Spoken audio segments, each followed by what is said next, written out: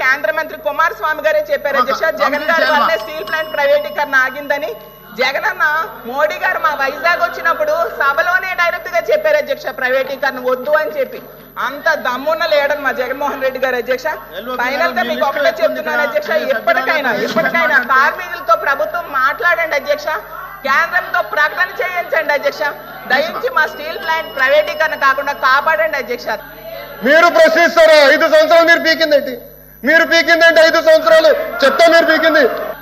మీరు ప్రశ్నిస్తారా? 5 సంవత్సరాలు మీరు పీకిందేంటి? 5 సంవత్సరాలు చెత్త మీరు పీకింది.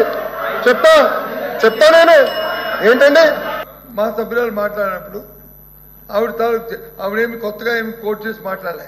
మీరు చెప్పిన మాటలనే చెప్పారు. మీరు చెప్పారు అవే చెప్పారు తప్ప ఏమి కొత్త మాట ఏమీ మాట్లాడలే. మీరు మాట్లాడి తిరిగి కోట్ చేస్తే గౌరవ మంత్రి గారు వచ్చి అంత ఆవేశంతో ఏం పిక్కు ఇదేనండి సభ సాంప్రదాయం, ఇదేనండి